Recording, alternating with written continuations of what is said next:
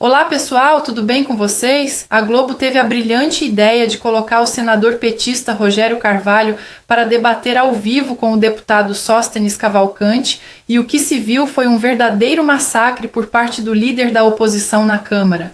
O militante Valdo Cruz iniciou o debate tentando isentar o desgoverno de qualquer culpa, alegando que o Congresso está aproveitando esse péssimo momento para atrapalhar ainda mais o Lula.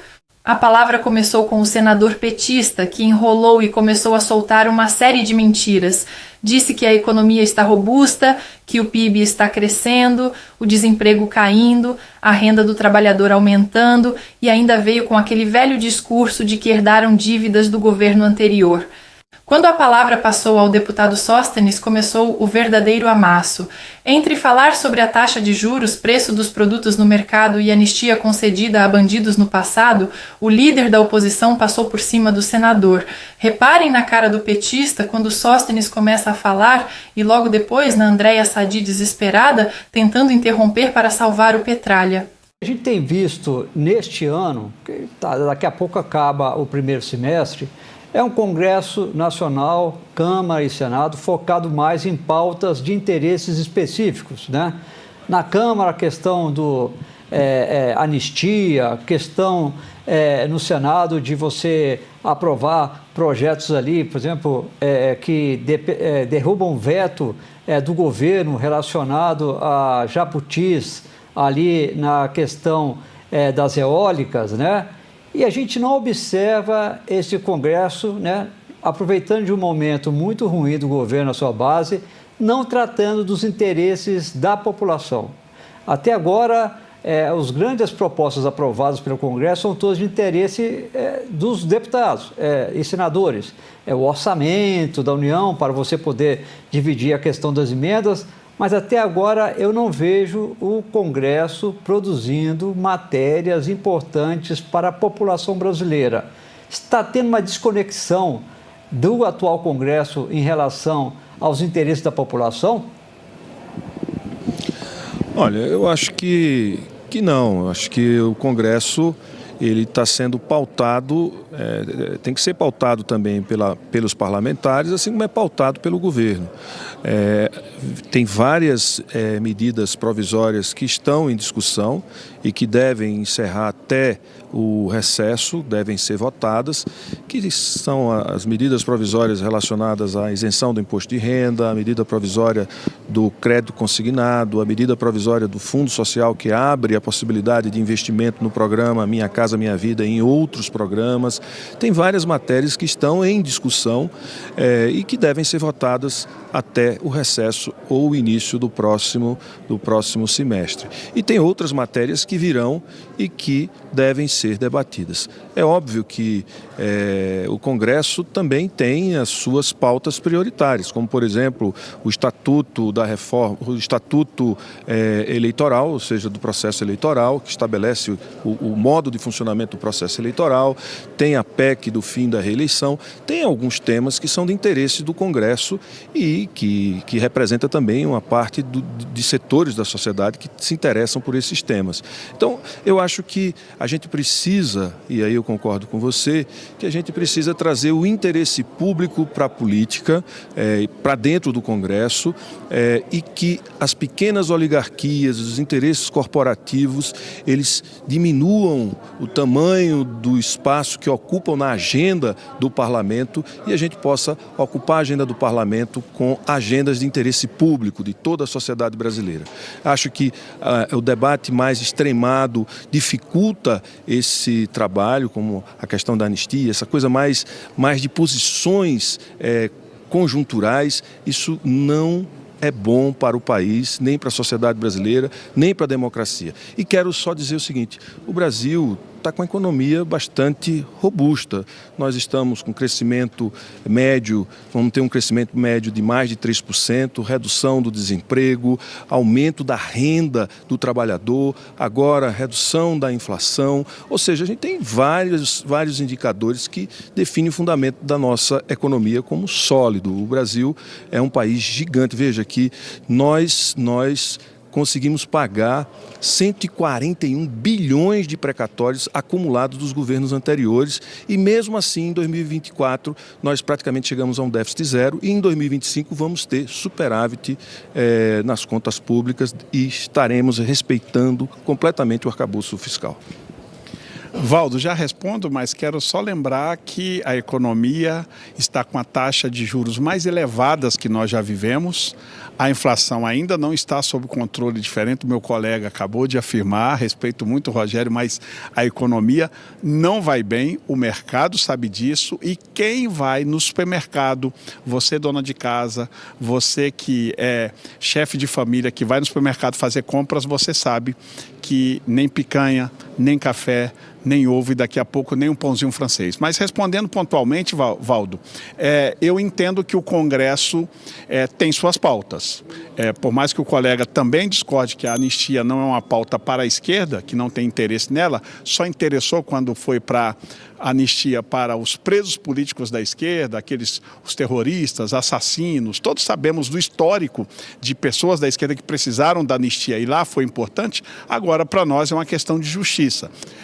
O olhar não está da imprensa no trabalho das comissões, que tem avançado com matérias importantes, nós temos tido muitas matérias importantes sendo votadas nas comissões, no plenário, por conta da anistia, nós estamos fazendo uma obstrução já há meses, que espero a gente vença essa matéria, porque quando se tem uma matéria que trava em obstrução, é inteligente tomar a decisão do seguinte, pauta-se, quem tem voto ganha, quem não tem perde, é simples. Se não tem voto para anistia, é só pautar, vai ser derrotada, mas como eu acho que terá, já vou encerrar. Então, acho que o Congresso não está desconectado com a realidade da sociedade. Inclusive, uma das necessidades deles é a CPI para a gente devolver o dinheiro dos aposentados que foram roubados. Queria começar falando a respeito do deputado Sóstenes, da derrota do começo da semana do IOF, né? A gente viu uma coletiva num domingo, o ministro Haddad saindo ali dizendo que foi uma reunião histórica ao lado do presidente da Câmara, do presidente do Senado, e depois a gente viu essa derrota imposta pela Câmara ao governo. O que aconteceu? Na verdade, Sadi, o que acontece é que o governo está sem base, é uma base gelatina, é uma base não consistente. E não é só por causa do problema de emendas parlamentares, é porque já se começa a olhar pesquisas para 2026 e o café do atual governo vai esfriando, isso traz reflexos no parlamento. Não é normal você ver um governo ter menos de 100 votos em qualquer votação aqui na Câmara dos Deputados. Esta é a prova de que há são sucessivos erros que o governo vem praticando, em matérias econômicas é uma delas. Por mais que tenha reunião com o ministro Haddad, o ministro não se comunica bem nem com o parlamento, nem com o Congresso, e a distância do presidente Lula da política, porque ele está isolado, encastelado nos palácios, acabam trazendo essas dificuldades e esse resultado assustador. Eu, nos meus 3 mandatos, nunca tinha visto um governo ter menos que 100 votos em qualquer votação. Nesta segunda parte, o senador petista tentou baixar a temperatura do debate fazendo elogios ao Sóstenes. Provavelmente imaginou que isso amoleceria o coração dele, mas não foi o que se viu. O deputado do PL não perdoou o desgoverno e já começou denunciando que Flávio Dino, em conluio com Lula, está atrasando a liberação das emendas para criar um superávit fantasioso para agradar o mercado. Ele reafirmou que a economia do país vai muito mal e ainda denunciou que a CPMI precisa ter presidente e relator da oposição. Caso contrário, não vai resultar em nada e será apenas desperdício de tempo e dinheiro.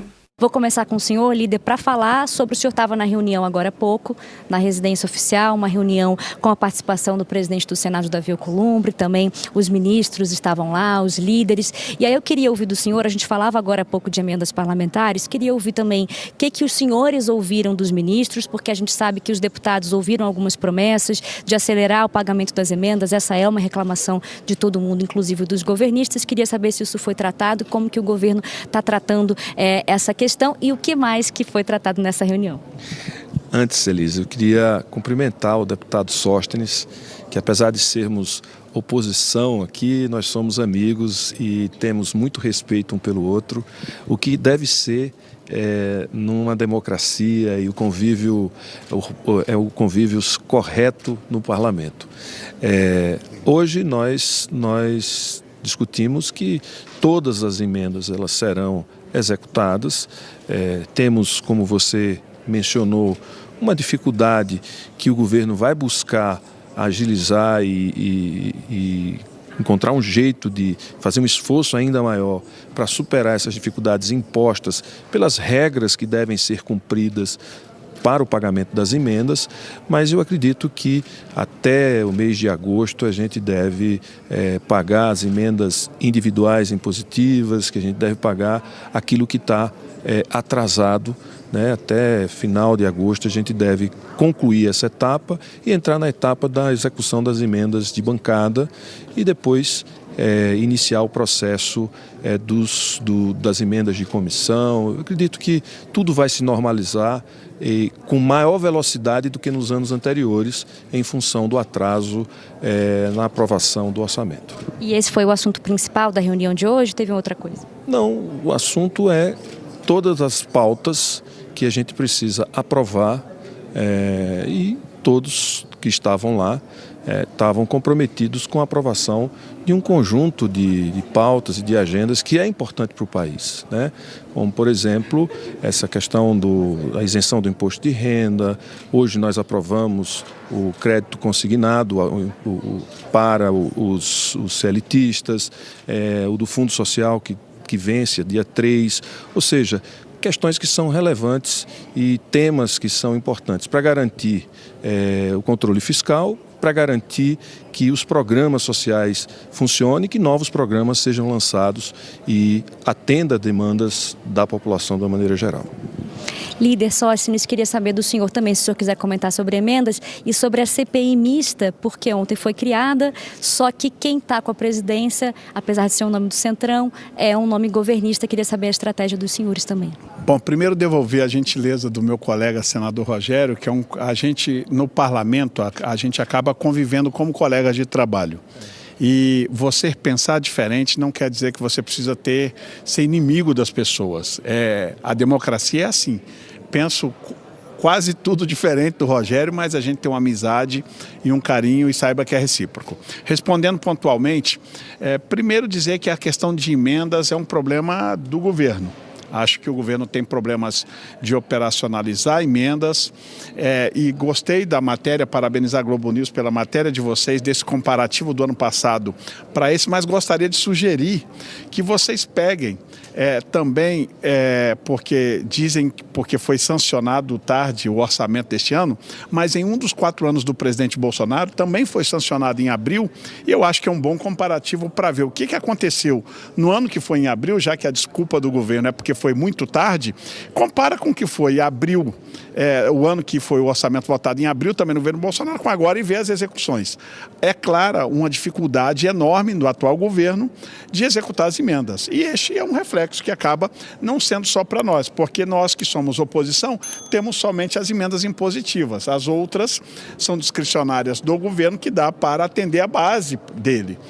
Mas o problema hoje não é só com o partido de oposição, é com a sua base, que não recebe essas emendas por essa série de dificuldades, e esse consórcio que acabou na indicação do ministro Flávio Dino, indo para o STF, para atender, para mim, fica muito claro que é um pedido do governo Lula para criar essas dificuldades por um único interesse, na minha avaliação: criar um superávit primário fantasioso para o mercado. Na verdade, a economia do Brasil vai muito mal, e aí fantasia-se não pagando emenda com superávit inexistente para que o mercado ache que a economia vai bem. Mas enganar mercado não é muita especialidade de governo nenhum. O mercado não se deixa enganar. Com relação à CPMI, nós respeitamos a indicação do presidente Davi Alcolumbre, mas regimentalmente, qualquer CPI que quer ser séria, ela deve se preconizar pelo que diz o nosso regimento do Congresso, já que é uma CPMI neste caso. O Congresso diz que CPMI é um instrumento da oposição, nunca do governo. Quando você coloca um presidente governista e, se acontecer o erro do presidente da Câmara, também querer colocar um relator governista, essa CPI tem tudo para não dar em nada. porque CPI é um instrumento da oposição. Hoje nós somos a oposição. Se fosse o PT, seria um instrumento deles. Mas o PT, quando está no governo, a tática é sempre essa: coopta, inclusive, aquilo que deveria ser instrumento da oposição para eles. O que nós esperamos aqui é que essa CPI de verdade possa punir os responsáveis pela maior roubalheira já vista contra idosos, aposentados, pensionistas, BPC do Brasil, que a gente precisa passar isso a limpo, doa quem doer, é o que nós esperamos isso da CPMI. A todos que chegaram até aqui, muito obrigada pela confiança. Eu queria comentar sobre a abertura da CPMI, que o presidente do Senado, Davi Alcolumbre, finalmente deu seguimento.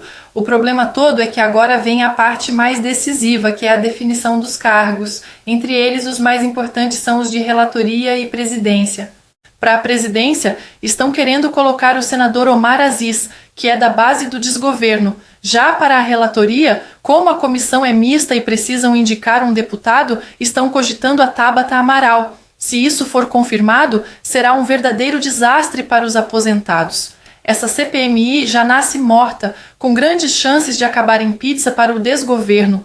Como Sóstenes bem disse, a oposição precisa ocupar pelo menos um desses dois cargos e realizar uma investigação implacável.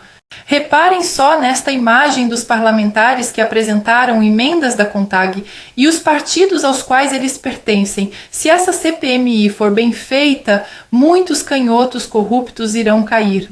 O que vocês acham, pessoal? Será que a CPMI vai ser efetiva ou o desgoverno vai conseguir varrer a sujeira para baixo do tapete outra vez? Comentem aí que responderei o máximo de comentários que eu conseguir. Até o próximo vídeo e que Deus abençoe a todos nós.